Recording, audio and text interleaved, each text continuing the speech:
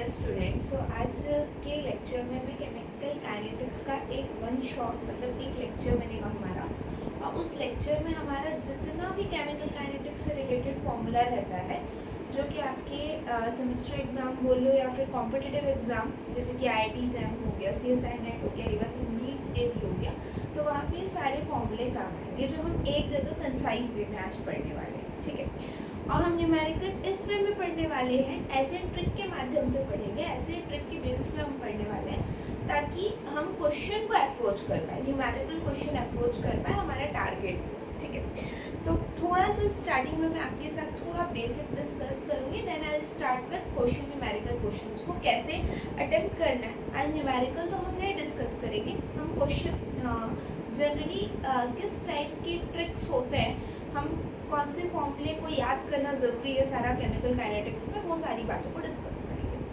अब अगर मैं बात करूँ केमिकल काइनेटिक्स का, तो केमिकल काइनेटिक्स मतलब होता है रासायनिक दर। रासायनिक दर हिंदी में बोलते हैं, मतलब ये होता है कि कोई रिएक्शन है उसकी स्पीड कितनी है, वो कितने स्पीड से कंप्लीट हो रहा है, उसको ही हम क्या बोलते हैं, केमिकल काइनेटिक्स। केमिकल मतलब केमिकल्स एंड काइनेटिक्स मतलब उसकी speed, that is known as what, chemical kinetics. For example जैसे कि अगर मैं लिखूँ A plus B gives C plus D, ठीक है, तो यहाँ पे अगर मुझे केमिकल काइनेटिक्स लिखना है तो केमिकल काइनेटिक्स मतलब क्या, कितने स्पीड में रिएक्शन हो रही है, तो कितने स्पीड में हो रही है हम कैसे बताएंगे, उसकी सांद्रता कंसंट्रेशन में कितना चेंज आ रहा है समय के साथ। ठीक है, जैसे कि आपने 5 मोल पर लीटर A ले लिया, 3 मोल पर लीटर B ले लिया, तो ये इसकी जो कंसंट्रेशन है मोल पर लीटर इज व्हाट, कंसंट्रेशन, ये समय के साथ कम होगा तभी तो C और D बनेगा ना। तो समय के साथ कितना कम हो रहा है, इसी को हम क्या बोलते हैं बेटा, केमिकल काइनेटिक्स बोलते हैं। ठीक है, और इसको निकालते कैसे हम, तो change in concentration upon change in time. तो अगर मैं लिखूँ R, तो इसको हम क्या लिखेंगे, R is equals to dA upon dB, dt, मतलब change in concentration upon change in time. ठीक है, स्मॉल डी क्या रिप्रेजेंट कर रहा है, एकदम कम चेंज को रिप्रेजेंट कर रहा है। ठीक है, अब मैं इसी को, ये किसके टर्म में लिखा मैंने, A के टर्म में लिखा, वैसे B के टर्म में dB अपॉन dt, C के टर्म में क्या लिखेंगे, dC अपॉन dt, और D के टर्म में dd अपॉन dt। बट बात यहाँ ये समझना कि A, B जो है उनकी कंसंट्रेशन क्या हो रही है विद टाइम, उनकी कंसंट्रेशन कम हो रही है। इस वजह से जब भी आप रिएक्टेंट का कंसंट्रेशन लोगे, अभिकारक की सांद्रता लोगे, कंसंट्रेशन की बात करोगे तो उसके सामने क्या लगाओगे, माइनस का साइन लगाओगे, जबकि प्रोडक्ट क्या हो रहा है, बन रहा है, तो इसके सामने हम कौन सा साइन लगाएंगे, प्लस का साइन लगाएंगे। ये तो हमने ये सीखा कि रेट लिखते कैसे हैं। ठीक, अब हमारे पास एक दूसरा आता है रेट लॉ। रेट लॉ भी हमको रेट लिखना सिखाता है, और रेट लॉ क्या बोलता है कि कोई भी रिएक्शन का जो रेट है वो डायरेक्टली प्रोपोर्शनल है कंसंट्रेशन ऑफ रिएक्टेंट। क्या बोलता है, कंसंट्रेशन ऑफ रिएक्टेंट। रिएक्टेंट मतलब इसके, ये अभिकारक की सांद्रता पे डायरेक्टली क्या करता है, डिपेंड करता है, रेज टू सम पावर, कुछ पावर से रेज्ड है जिसको हम बोलते हैं ऑर्डर। ठीक है, रेट डायरेक्टली किस पे डिपेंड कर रहा है, कंसंट्रेशन ऑफ रिएक्टेंट पे, प्रोडक्ट की कंसंट्रेशन पे नहीं डिपेंड कर रहा, रिएक्टेंट के कंसंट्रेशन पे डिपेंड कर रहा है, और कुछ पावर से रेज्ड है जिसको हम क्या बोलते हैं, n, और n का मतलब क्या, आपका ऑर्डर। ठीक है, तो इस प्रोपोर्शनैलिटी साइन को जब हम हटाएंगे तो क्या लिखेंगे, rate is equals to k concentration of reactant का पावर n। क्या ये बात समझ में आई। अब k जो है, ये जो k है इसको हम क्या बोलते हैं, दर स्थिरांक, रेट कांस्टेंट, जो अलग अलग रिएक्शन के लिए अलग अलग होता है। जीरो ऑर्डर के लिए रेट कांस्टेंट का यूनिट जो है वो अलग होगा, फर्स्ट ऑर्डर के लिए अलग होगा, सेकेंड ऑर्डर के लिए अलग होगा। तो अभी मैं एक जनरल फॉर्मूला बताऊंगी कि आप कैसे k की यूनिट को अलग अलग ऑर्डर के लिए निकाल सकते हैं। पहले तो ये बात करेंगे कि k को अगर मैं यहाँ से आइसोलेट करके लिखूँ तो क्या निकल के आएगा, rate divided by concentration of reactant का पावर n, यही आएगा। और रेट को बेटा हम क्या लिखते हैं, change in concentration upon change in time upon change in concentration का पावर n, ऐसे लिख सकते हैं ना। इस रेट की जगह पे हमने क्या लिखा, change in concentration upon change in time लिखा, और यहाँ पे कंसंट्रेशन का पावर n था। ठीक, ये रेट है, ये इधर का टर्म इधर चला गया तो k अलग हो गया। अब इसको हम कैसे लिख सकते हैं, तो delta c upon delta c का पावर n डेल्टा t, ऐसे लिख सकते हैं। अब जब ये ऊपर जाएगा तो क्या हो जाएगा, डेल्टा c, या फिर इसको डायरेक्ट कंसंट्रेशन लिखो आप, तो कंसंट्रेशन का पावर 1 अपॉन कंसंट्रेशन का पावर माइनस n डेल्टा नीचे में रहेगा। तो ये क्या निकल के आएगा आपका,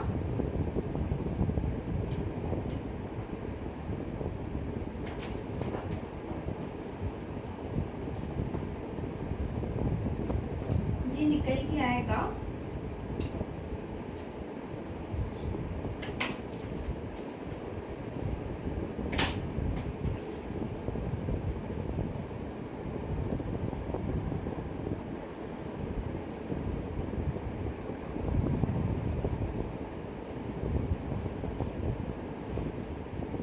क्या बात कर रहे थे कि अगर इसको हम ला दें तो ये कैसा दिखेगा, डेल्टा c, या फिर सिर्फ हम c लिख दें तो c अपॉन c का पावर n, यहाँ गया पावर में 1 इंटू डेल्टा t, यही हो जाएगा।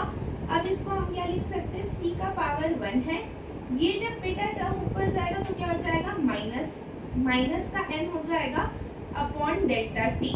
तो k का यूनिट निकल के क्या आता है, k is equals to c का पावर 1 माइनस n, ये 1 माइनस n हो जाएगा अपॉन डेल्टा t।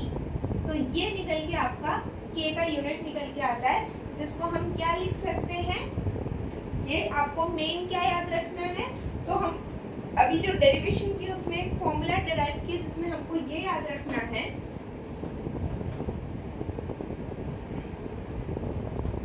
याद ये रखना है कि k is equals to mole per liter 1 minus n per second। ठीक है, क्या याद रखना है, मोल पर litre 1 minus n per second। अब हम जीरो ऑर्डर के लिए, फर्स्ट ऑर्डर के लिए और सेकेंड ऑर्डर के लिए हम क्या देखेंगे, k की वैल्यू देखेंगे। फर्स्ट ऑर्डर के लिए 1 minus 1 क्या होता है, 0, तो 1 minus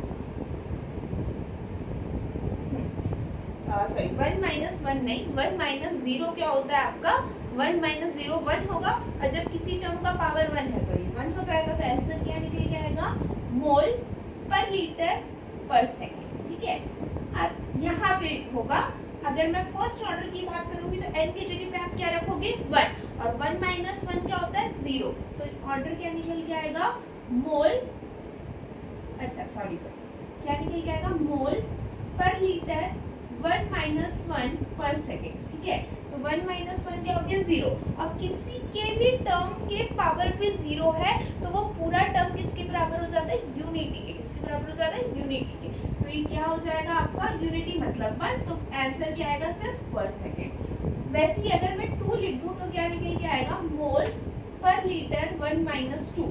1 माइनस 2 का मतलब क्या होगा, -1, तो हम क्या लिखेंगे, मोल पर लीटर का पावर -1 पर सेकेंड। तो फाइनल आंसर आपका निकल के आएगा पर मोल लीटर का पावर 1 और सेकेंड। क्यों, क्योंकि लीटर -1 इंटू -1 क्या हो गया, 1 हो गया, इसके पावर में -1 आ गया, और ये पर सेकेंड। तो हमने एक चीज निकाला, अभी तक सीखा कि रेट हम कैसे लिखते हैं, और रेट लॉ में हम रेट कैसे लिखते हैं, और रेट लॉ कैसे लिखते हैं, और k की यूनिट अलग अलग होती है। मतलब हर ऑर्डर के लिए अगर मान लो आपको किसी का k का वैल्यू दे दिया है किसी न्यूमेरिकल और यूनिट ले दिया है 0.5 पर सेकेंड, तो हम समझ जाएंगे फर्स्ट ऑर्डर रिएक्शन का बात करें। ठीक है, अगर लिख दिए 0.75 मोल पर लीटर पर सेकेंड, तो मोल पर लीटर पर सेकेंड किसका होता है, हमारा जीरो ऑर्डर का होता है, तो हम समझ जाएंगे जीरो ऑर्डर रिएक्शन का बात करें। तो कई बार आपको क्वेश्चन में ऐसा देखने को मिलेगा कि वो पूरा आपको बताएगा नहीं कि कौन सा ऑर्डर ऑफ रिएक्शन है, आपको k की वैल्यू से पहचानना है कि वो कौन कौन से ऑर्डर की बात कर रहा है, ठीक है। तो हमने 2 टॉपिक डिस्कस किया। अब इससे रिलेटेड क्वेश्चन और कैसे एग्जाम में देखने को आपको मिलते हैं उसके अप्रोच की तरफ चलते हैं।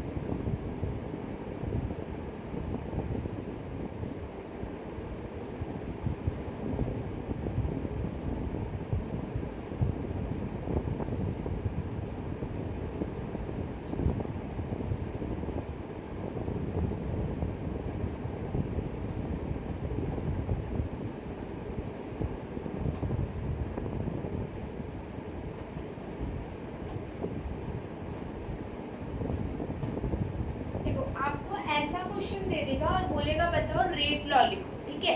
मतलब ओवरऑल ऑर्डर बताओ। इस क्वेश्चन को हमको ऐसा दिया है एंड क्वेश्चन क्या पूछ रहा है, right rate law. Rate law लिखना है, तो जब भी हमको रेट लॉ लिखना है तो हमको इसका पावर पता होना चाहिए। सेकंड बोल रहा है हमें ओवरऑल ऑर्डर निकालने के लिए, ठीक है। तो ओवरऑल ऑर्डर कैसे निकालेंगे, ये सारी बात आती है। तो देखो जब भी इस टाइप का बेटा आपके सामने क्वेश्चन आएगा तो अगर आपको ए का, अभी हमें ये नहीं पता, ये रेट ऑफ रिएक्शन लिखा है। रेट ऑफ रिएक्शन मतलब जो हम रेट लिखते थे ना, ऐसे लिखते थे ना, रेट इज इक्वल्स टू के का पावर, ए का पावर मान लो n, बी का पावर n और सी का पावर ऐसा y। तो हमें ये पता है ए का कंसंट्रेशन यहाँ पे पता है 0.02, बी का 0.02, सी का 0.02 और रेट ऑफ रिएक्शन तुम्हारा 2.08। ऐसी अलग अलग रिएक्शन के लिए ऐसे हम रेट लिख सकते हैं। बट यहाँ पे n m y पता है क्या, ऑर्डर नहीं पता, तो रेट कैसे डिफाइन हो पाएगा। तो पहला हमें क्या काम है, निकालना ऑर्डर। ए के रिस्पेक्ट पे ऑर्डर क्या होगा, बी के रिस्पेक्ट पे ऑर्डर क्या होगा, सी के रिस्पेक्ट पे ऑर्डर क्या होगा, पहला काम है ये निकालना, ठीक है। तो जब ऐसा काम होता है हमें ए के रिस्पेक्ट पे ऑर्डर निकालना, तो इसमें हमें 2 से 3 इक्वेशन दे रखी है, तो यहाँ डिवाइड करके निकालते हैं। अब बात आप समझते जाओ कैसे निकालेंगे। जैसे कि अगर मैं इसको इक्वेशन 1 मान लूँ और इसको 2 मान लूँ, तो 1 और 2 में आपको क्या देखने को मिल रहा है, ये वैल्यू, मतलब इक्वेशन 1 में जो ए की ये वैल्यू और ए की ये वैल्यू क्या है, अलग अलग है। जबकि ये दोनों टर्म क्या हो जा रहे हैं बेटा, कांस्टेंट 0.02, 0.02, 0.02। अगर मैं बोलूँ आप ये दोनों को डिवाइड कर दो, तो आप देखते ही समझ जाओगे मैडम ये कैंसिल हो जाएगा, सिर्फ ये रह जाएगा, है ना। ये क्या हो जाएगा बेटा, कैंसिल हो जाएगा, सिर्फ ये रह जाएगा। तो अगर मान लो मैं अगर ऐसे ही रेट लिखूं, तो फर्स्ट के लिए इक्वेशन 1 के लिए रेट ऑफ रिएक्शन की जगह पे हम क्या लिखेंगे, 2.08 इंटू 10 का पावर -3 इज इक्वल्स टू के। ए के जगह पे क्या लिखेंगे, 0.02 का पावर n। बी के जगह पे क्या लिखेंगे, 0.02 का पावर m। y के जगह पे क्या लिखेंगे, 0.02 का पावर y। अब इसको हम इक्वेशन 1 को डिवाइड कर रहे हैं 2 से, तो डिवाइडेड बाय इसकी वैल्यू रेट ऑफ रिएक्शन की क्या है, 1.04 इंटू 10 का पावर -3 बाय के। 0 इसके जगह क्या लिखेंगे, 0.01 का पावर n, 0.02 का पावर m, 0.02 का पावर y। देखो अगर यहाँ n भी अलग हमको नहीं पता, m भी नहीं पता, y भी नहीं पता, जब हमको 3 वैल्यू अननोन है, तो इसमें हमको पहले 2 को कांस्टेंट करके बराबर करके काट के हटाना पड़ेगा, तभी तीसरा जाके निकलेगा। तो बात ध्यान में क्या याद रखना है आपको, अगर a निकालना है तो बाकी टर्म क्या होनी चाहिए, कांस्टेंट की कट जाए। देखो ये इजीली कैंसिल आउट हो जा रहे हैं, ये बात ध्यान में रखना है कि कैंसिल आउट हो ऐसा इक्वेशन उठाना है। इन केस मान लो आप फर्स्ट और कोई अलग इक्वेशन उठाते तो नहीं करता, तो फर्स्ट और सेकंड को जैसे आपने पकड़ा, तो ये ध्यान रखना है कि बाकी टर्म क्या हो जाए, कैंसिल आउट हो गया, कैंसिल आउट, के से के कैंसिल आउट हो जाएगा, बचेगा क्या हमारे पास 2.08, ये भी कैंसिल आउट हो गया, 1.04 इज इक्वल्स टू 0.02 अपॉन 0.01 का पावर n। इसको हम कैसे लिख सकते हैं? 2 1 0, 2 4 0.52, और किसे कट सकता है? 0.52, 0.2 1 6 0.26, 0.13, 0. Wait a minute.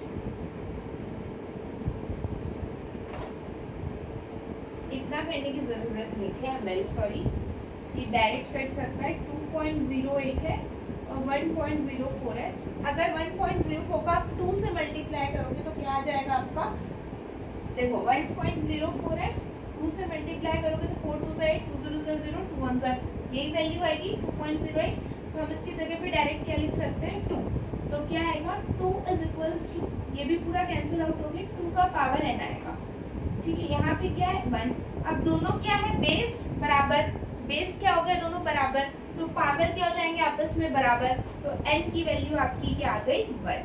इससे हमको ये समझ में आया कि a के पावर पे आप क्या लगाओगे? 1। ये बात क्लियर हुई? तो उसको फटाक से आप लोग स्क्रीनशॉट ले लिया, एक बार लिख लें कॉपी में।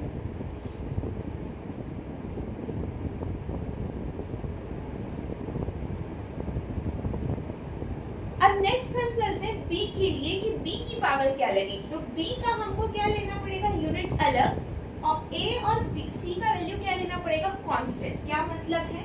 जैसे कि अगर मैं इस बार इक्वेशन 1 2 पकड़ूं तो नहीं हो सकता, काम नहीं चल सकता। ठीक है, तो कौन सा इक्वेशन पकड़ना पड़ेगा? अगर मैं ये इक्वेशन 1 और इक्वेशन 3 को ध्यान में दूं तो यहाँ पे ये कैंसिल हो सकता है, ये कैंसिल हो सकता है, बट b की जो फर्स्ट और थर्ड की वैल्यू वो क्या नहीं होगी? कैंसिल नहीं होगी। ठीक है, तो अगर इसको लिखेंगे तो कैसे लिखेंगे हम? फिर से फर्स्ट की जगह पे क्या लिख देंगे? फर्स्ट का रेट क्या है? 2.08 इंटू 10 का पावर -3। थर्ड की जगह पे क्या लिखोगे? 4.16 इंटू 10 का power -3 is equals to k upon k। a का पावर आपका क्या है? 0.02 का पावर 1, ये तो पता ही चल गया हमें। b का पावर क्या है? 0.02 का पावर m नहीं पता, 0.02 का पावर y। क्या ये आप लोगों को समझ में आ रहा है ना कहाँ से है? Rate of reaction is directly proportional to k, और सब रिएक्टेंट की कंसंट्रेशन का पावर लिखते हैं। ये सारा जो हमको कंसंट्रेशन दिया है किसका दिया है? रिएक्टेंट अभिकारक का। ठीक है, तो इसलिए हमने ऐसे लिखा, डिवाइडेड बाय, यहाँ पे क्या लिख दोगे? 0। थर्ड इक्वेशन में क्या है आपका? 0.02 है, इसका पावर तो 1 ही होगा। इसके लिए क्या लिखोगे? 0.04 का पावर m, और इसके लिए क्या लिख दोगे? 0.02 का पावर y। देखो यही चीज बोलना चाह रही हूँ, जब हमको b को निकालना है, b के ऑर्डर को निकालना है, तो a और c के कंसंट्रेशन को बराबर, ऊपर नीचे बराबर हो कि कैंसिल आउट हो पाए, कि एक अलग हो कि उसकी वैल्यू निकल पाए, मैं ये बोलना चाह रही हूँ। ठीक है, तो यहाँ पे ये कैंसिल, ये कैंसिल, ये कैंसिल, ये कैंसिल, ये भी कैंसिल, ये भी कैंसिल, ये कैंसिल, बचेगा क्या?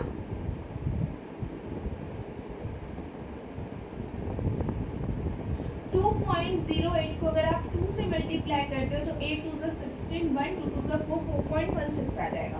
मतलब यहाँ पे क्या हो गया? 1 डिवाइडेड बाय 2 आ गया।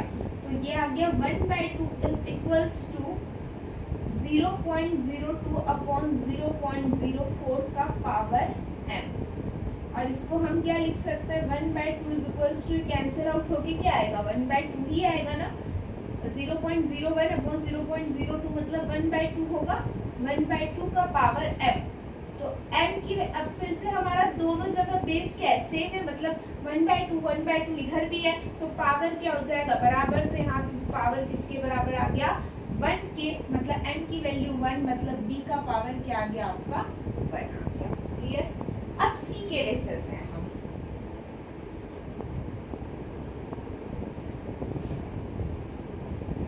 अब हमें ये देखना पड़ेगा कि c के लिए कौन सा इक्वेशन पकड़े जहाँ पे a और b कांस्टेंट हो। ठीक है,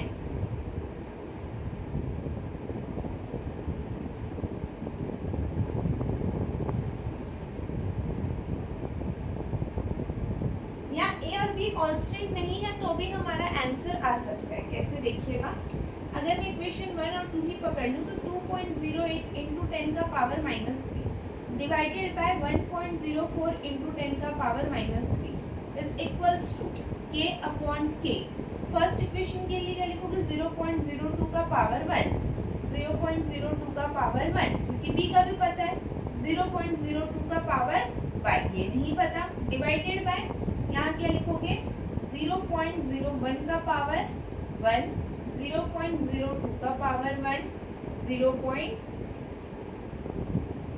0.02 का पावर नहीं, ये गड़बड़ होगा। इसलिए गड़बड़ होगा क्योंकि हमको दो वैल्यू अलग लेनी है। तो अगर मतलब अगर मान लो यहाँ पे आप लोग 0.02 लिख दोगे, 0.02 का पावर y तो कैंसिल आउट हो जाएगा, तो y की वैल्यू कैसे पता चलेगी, ठीक है। तो इसलिए इक्वेशन की सोच समझ के पकड़ना है। तो अगर हम ये तीनों पकड़ के डिवाइड करेंगे तो नहीं होगा, बट अगर इक्वेशन 1 को 4 से डिवाइड करते हैं, देखो 1 और 4 करेंगे तो यहाँ पे ये वैल्यू अलग अलग देखने को मिल रही है, ठीक है, और a और b की वैल्यू कांस्टेंट भी है। तो 0.02 का पावर 1, 0.02 का पावर 1, और यहाँ पे क्या हो जाएगा, मैं इक्वेशन 1 और 4 को डिवाइड कर रही हूँ ना, इसको कर रही हूँ 1 को 4 से कर रही हूँ, तो 4 की वैल्यू क्या है, 8.32 इंटू 10 का power -3 is equals to k। यहाँ पे भी k से की कैंसिल, ये सारी चीजें कैंसिल हो जाएगी, ध्यान से देखोगे तो 2.08 को 4 से मल्टीप्लाई करोगे तो 8 4 ज़ा 32, 3 4 2 ज़ा 8, तो ये क्या आ जाएगा, 1/4 निकल के आएगा। 1/4 इज इक्वल्स टू, ये हो गया अपना 1/4, और ये क्या हो गया अपना, ये जब काटोगे तो क्या निकल के आएगा, 1/2 का पावर y। अब यहाँ पे हमें एक दिक्कत देखने को मिलती है कि पावर क्या है, बेस क्या हो गया, अलग अलग हो गया, बेस दोनों का क्या है, सेम नहीं है ना। तो इसको अगर मैं लिखना चाहूँ तो क्या लिख सकती हूँ, दोनों का बेस सेम बनाना है तो कैसे बन सकता है, 1/2 का स्क्वायर करेंगे तब तो बेस सेम होगा, तो 1/2 का स्क्वायर किए तो अब दोनों का बेस क्या हो गया हमारा, सेम। 1/2 का स्क्वायर करोगे तो बेस सेम होगा, तो y की वैल्यू किसकी बराबर, देखो बेस सेम करते हैं तभी पावर सेम होता है, तो 1/2 का पावर 2 का मतलब क्या हो जाएगा, 4, ठीक है। तो यहाँ पे क्या आ गया, y की वैल्यू किसके बराबर आ रही है, 2 के बराबर आ रही है, मतलब c की वैल्यू क्या हो गई, 2। अब हमसे क्वेश्चन में क्या पूछा था, ओवरऑल ऑर्डर, तो ओवरऑल ऑर्डर आपका क्या निकल के आता है, 2 + 1 + 1, 2 + 1 3, 3 + 1 4, तो ओवरऑल ऑर्डर आपका निकल के आता है 4th ऑर्डर। अब ये इसका अगर आपसे बोल दे कि k की यूनिट बताओ 4th ऑर्डर के लिए क्या होगा, तो कैसे बताओगे,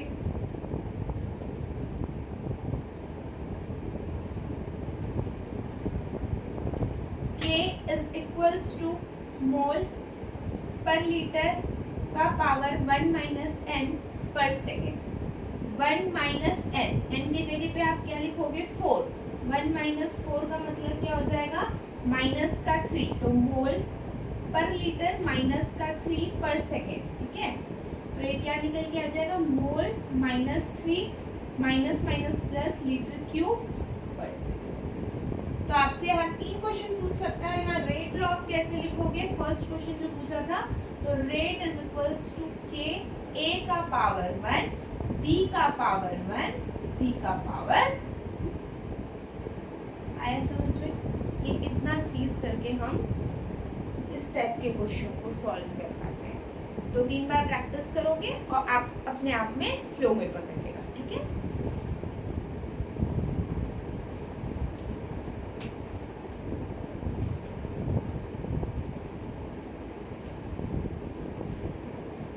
अब हम नेक्स्ट टाइप का क्वेश्चन पे चलते हैं कि रेट को हम डिटरमाइन कैसे करते हैं, ठीक है। कभी भी किसी रिएक्शन के रेट को, एक तो ये था रेट का, दूसरे टाइप का क्वेश्चन बनता है हमारे पास रेट डिटरमाइनिंग के लिए, ठीक है। जैसे कि आपको मैं लिख के दे रही हूँ,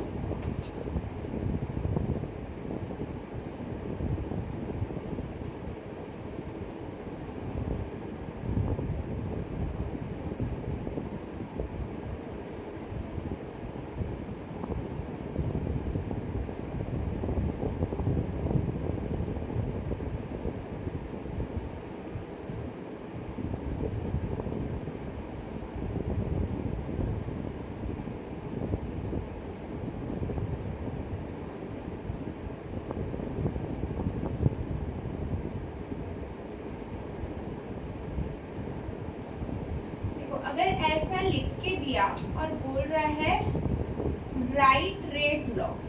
इसके लिए आपको रेट लॉ डिराइव करना है, तो कैसे करोगे?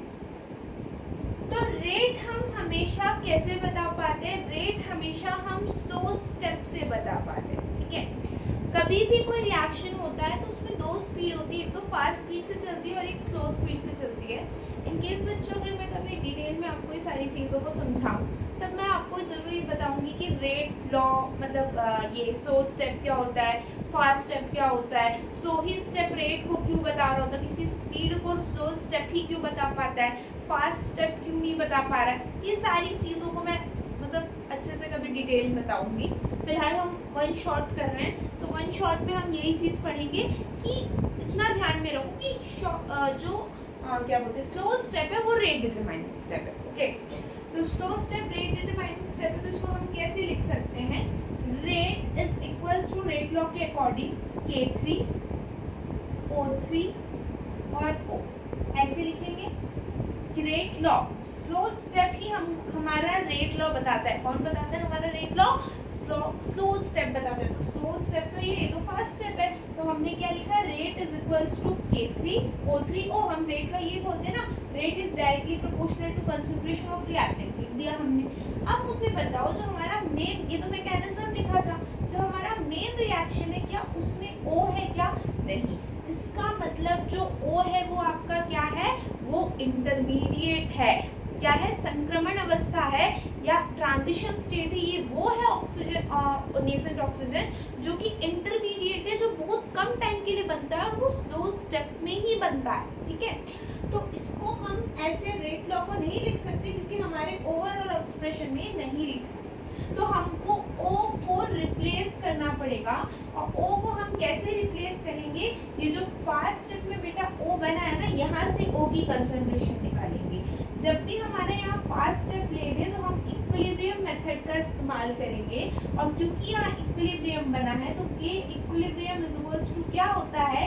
K forward upon K backward, यही होता है। मतलब K1 upon K2 is equals to concentration of product हम लिखते थे divided by concentration of reactant. Product का कंसंट्रेशन क्या है?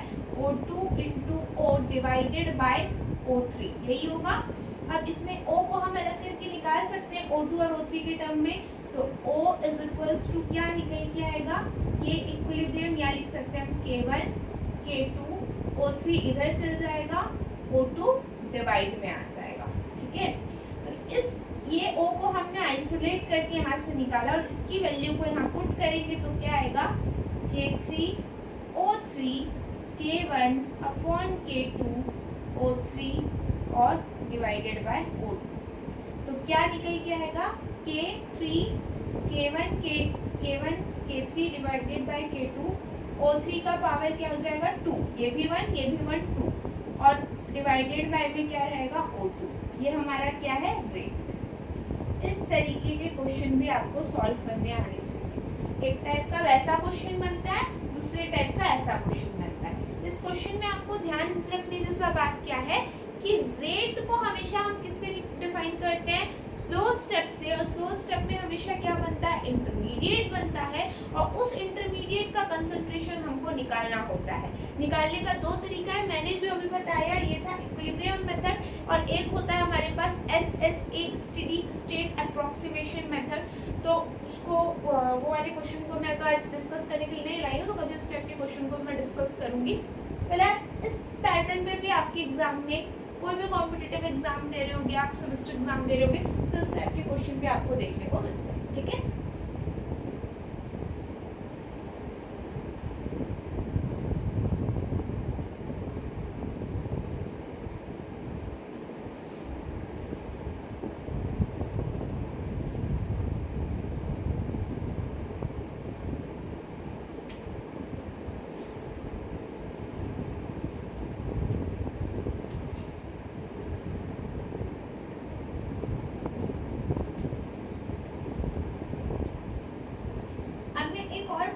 क्वेश्चन बता रही हूँ, जैसे कि रेट लिखा है हमारे पास 2A plus 3B gives C।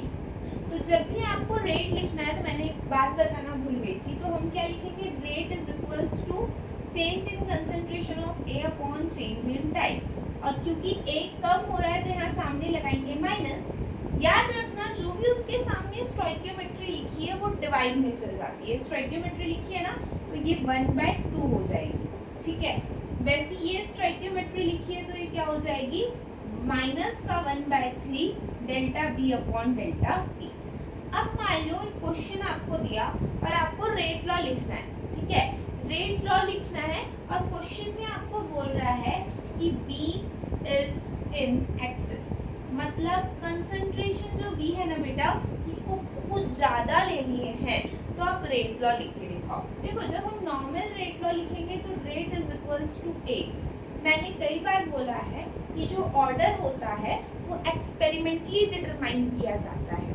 ये जो स्टोइकियोमेट्री रहती है ये ऑर्डर नहीं होता, बट वो रिएक्शन जो एक स्टेप में कंप्लीट हो रहा है जिसको हम एलिमेंट्री रिएक्शन बोलते हैं, वहाँ पे आपका जो ऑर्डर होता है वो पावर के बराबर होता है, ऐसा समझ के चलो, ठीक है। तो यहाँ पे मैं इसके पावर को 2 लगा देंगे और b के पावर में 3 लगा देंगे। बट क्वेश्चन में उसने क्या बोला, रेट हम बेटा ऐसे लिखे, ठीक, बट उसने ट्रिक मतलब एक लाइन घुसा दिया कि b इज इन एक्सेस, हमने b की मात्रा को बहुत ज्यादा लिया। तो जब हम b की मात्रा को बहुत ज्यादा लेंगे ना, इसके कंसंट्रेशन को एक्सेस में लेंगे ना, तो ये कांस्टेंट बन जाता है, मतलब 1 के बराबर बन जाता है। तो सिर्फ रेट किस पे डिपेंड कर रहा है, तो रेट डिपेंड कर रहा है सिर्फ ए के कंसंट्रेशन पे। और ऐसा क्वेश्चन देके गेट में या आईआईटी एग्जाम में आपको देखने को मिलेगा, इवन तो नीट के भी क्वेश्चन में देखने को मिलेगा कि ऐसे पूरा लिख देगा बी इज इन एक्सेस और उसके स्टेटमेंट देगा कि rate depend only on A, rate depend only on B, rate depend on both. तो रेट यहाँ पे सिर्फ किसके सांद्रता पर डिपेंड कर रहा है, ए की। बी के कर रहा क्या, नहीं, कब, जब हमने बी की कंसंट्रेशन को बढ़ा दिया। क्लियर हुआ।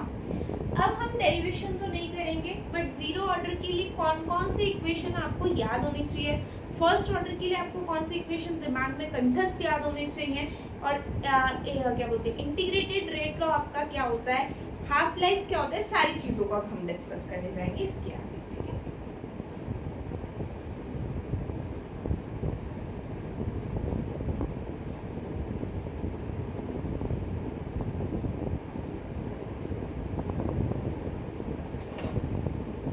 देखो जब हम जीरो ऑर्डर की बात करते हैं तो जीरो ऑर्डर में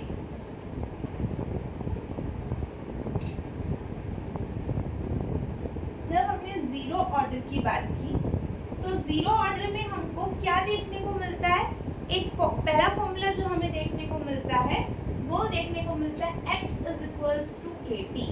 ये x क्या है, x है हमारा कंसंट्रेशन ऑफ प्रोडक्ट, क्या है, प्रोडक्ट का सांद्रता, कंसंट्रेशन ऑफ प्रोडक्ट, ये पहला इक्वेशन देखने को मिलता है।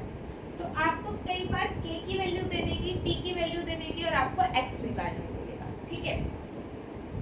सेकेंड टी हाफ की बात करते हैं, half life time. Half life time वो टाइम होता है जिस वक्त आपका रिएक्टेंट का कंसंट्रेशन हाफ हो जाए या फिर प्रोडक्ट आधा बन जाए, उसको हम हाफ लाइफ टाइम बोलते हैं।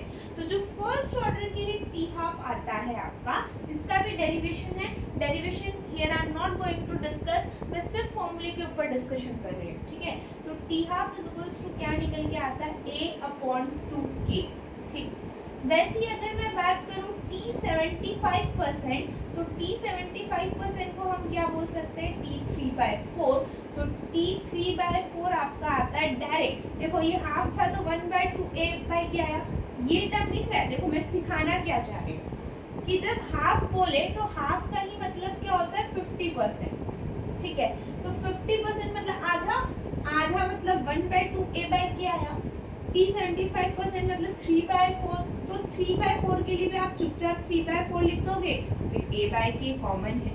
वैसे ही अगर मैं बात करूँ T 87.5%, तो T 87.5% मतलब T 7/8, आप करके भी देख लेना, ये T 7/8 होता है। तो T 7/8 किसके बराबर हो जाएगा, ये हो जाएगा 7/8 A/K।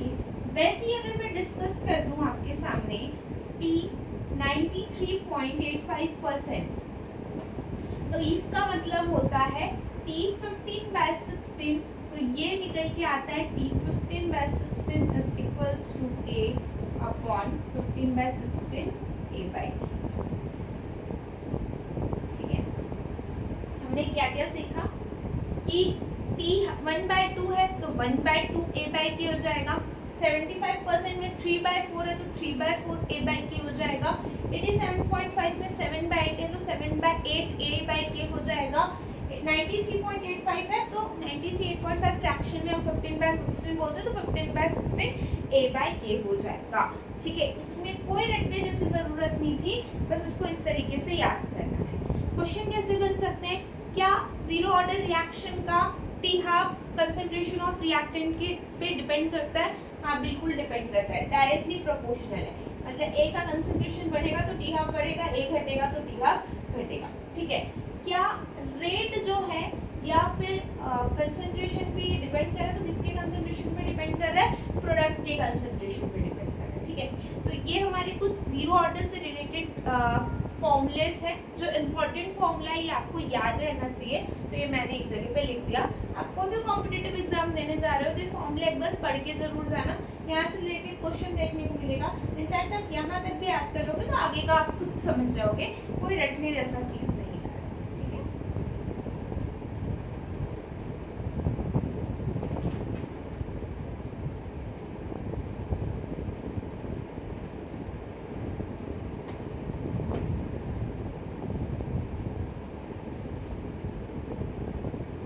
अब हम बात करते हैं फर्स्ट ऑर्डर रिएक्शन की।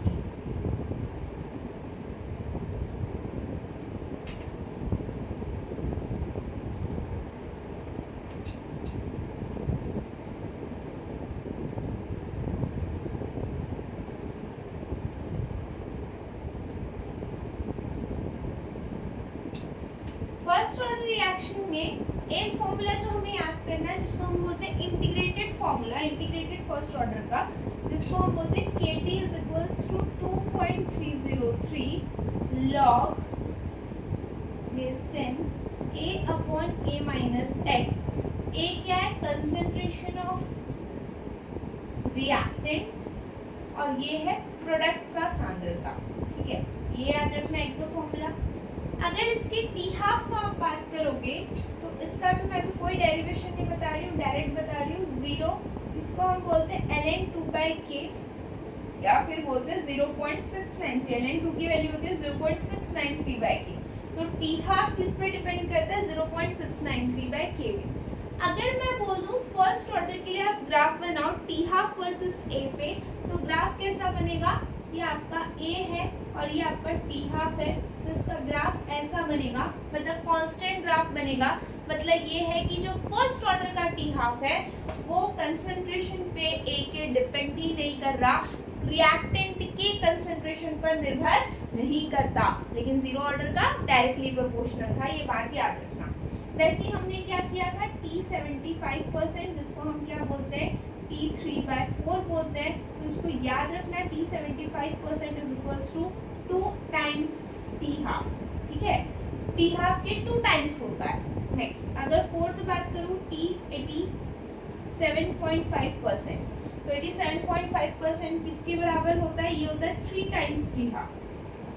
और अगर मैं बात करूँ T 93.25% बात करूँ, तो ये आपका होता है 4 टाइम्स T हाफ। अब जब हम फर्स्ट ऑर्डर की बात करते हैं तो हमको 2-4 फॉर्मूले और देखने होते हैं, 90%, 99% एंड 99.9%। यहाँ अक्सर हम फंसते हैं, गलत होता है हमसे, ध्यान देंगे। T 99% जो होता है वो 2, देखो T, इसको मैंने तो सीक्वेंस में बता रही हूँ, ये ऐसा बेटा आपको फॉर्मूला सीक्वेंस में मिल रहा है ना कि आप एक बार पढ़ोगे, एक बार एक जगह नोट डाउन कर लोगे तो बार बार ये काम आएगा। T 90% इज इक्वल्स टू क्या हो जाएगा, 2 × 2.3/k। T 99% कितना हो जाएगा आपका, 3 × 2.3/k। और T 99.9% कितना होता है, 4 × यहाँ पे ये 2 इंटू 2.3 बाई के, ये 3 इंटू 2.3 बाई के, और t 99% को ही हम क्या बोलते हैं, 99.9% is equals to 10 times t half. ये जो फॉर्मूले हैं इसके भी बेसिस पे क्वेश्चन बनते हैं। मैंने फॉर्मूले ऐसे बनाए जहाँ से आपके न्यूमेरिकल क्वेश्चन देखने को मिलते हैं। एक तो फॉर्मूला है t half is equals to 0.693 by K. t half को आपको कैसे याद रखना है, ये 2 टाइम्स t हाफ होता है, ठीक है। t 83.5% कितना होता है, तो 87.5 3 टाइम्स होता है। 93.25 कितना होता है, 4 टाइम्स होता है। 90% 2 बाई 3 2.3 बाई के, 99.2 इंटू 2.3 बाई के, 99.9 3 इंटू 2.3 बाई के, और 99.9 ही को हम क्या बोल सकते हैं, 10 इंटू टी हाफ। इस टाइप के क्वेश्चन देखने को मिलते हैं जहां बहुत इजीली आपका न्यूमेरिकल सॉल्व हो जाता है, ठीक है। एक बार नोट डाउन कर लेंगे।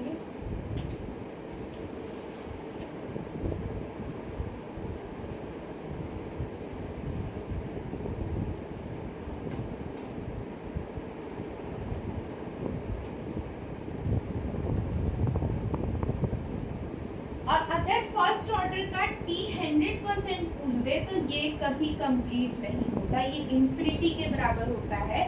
फर्स्ट ऑर्डर रिएक्शन कभी भी कंप्लीट होता ही नहीं है, ठीक।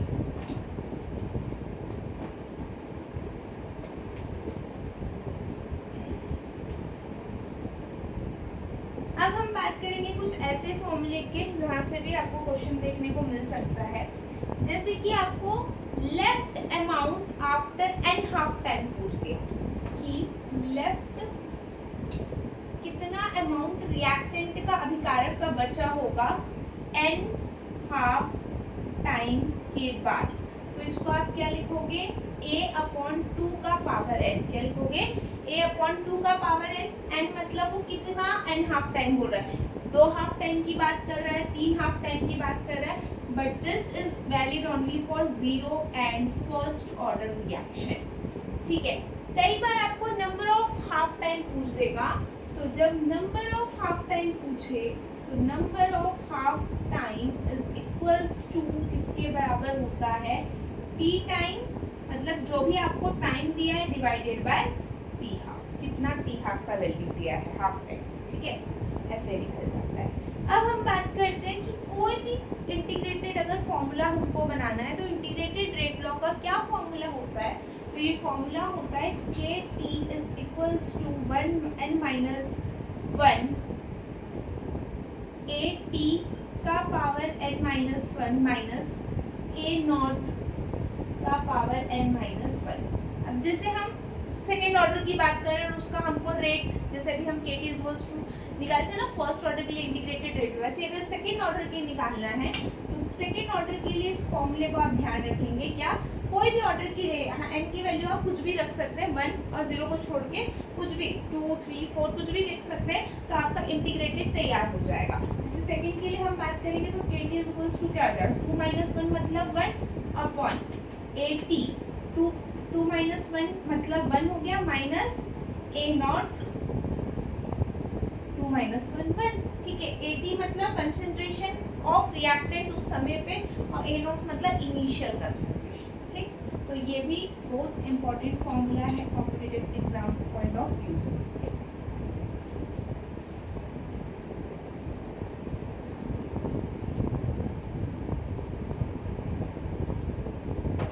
यहाँ से हमको ये देखने को मिला इंटीग्रेटेड रेट लॉ से कि जो हमारा t है वो किसके इनवर्सली प्रोपोर्शनल है, तो t is inversely proportional to a का पावर n माइनस 1, ठीक है। ये क्या है, t हाफ।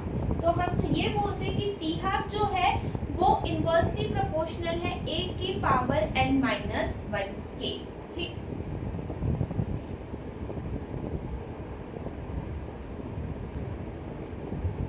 तो हम क्या देख रहे हैं, t half is inversely proportional to a का पावर n माइनस 1। तो हम क्या लिख सकते हैं, जैसे जीरो ऑर्डर की बात करेंगे हम, तो t half is equals to a का पावर 0 माइनस 1 मतलब 1 माइनस 1, तो 0 माइनस 1 0 माइनस 1 का मतलब माइनस 1, तो ये कहाँ चला जाएगा, 1/a का power -1 is equals to a। आप देखे भी थे टी हाफ जीरो ऑर्डर के लिए a/2k था। हम सिर्फ रिलेशन देख रहे हैं टी हाफ और a के बीच में क्या है, ठीक है। वैसे ही अगर मैं बात करूं सेकेंड ऑर्डर के लिए, फर्स्ट ऑर्डर के लिए, तो a 1 - 1 0 मतलब a पे डिपेंड करता ही नहीं है, a पे डिपेंड कर ही नहीं रहा है। अगर मैं बात करूं किसके लिए, सेकेंड ऑर्डर के लिए, तो a 2 - 1 क्या हो जाएगा 1, तो 1/a इस तरीके से रिलेट करता है, ठीक है। अब इस पे आपका क्वेश्चन कैसे बनता है ये देखेंगे। टी हाफ, छोटा सा और इसको कर लेते हैं।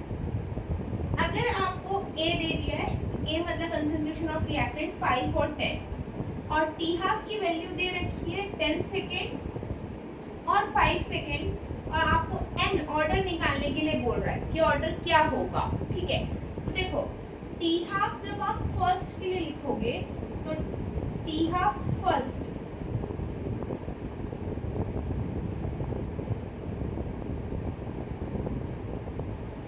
के लिए जब आप टी हाफ लिखोगे तो क्या लिखोगे 1/a का पावर, a क्या लिखोगे यहाँ 5 का पावर n-1 ये लिखोगे, या इसको डायरेक्ट ऐसे करो कि टी हाफ फर्स्ट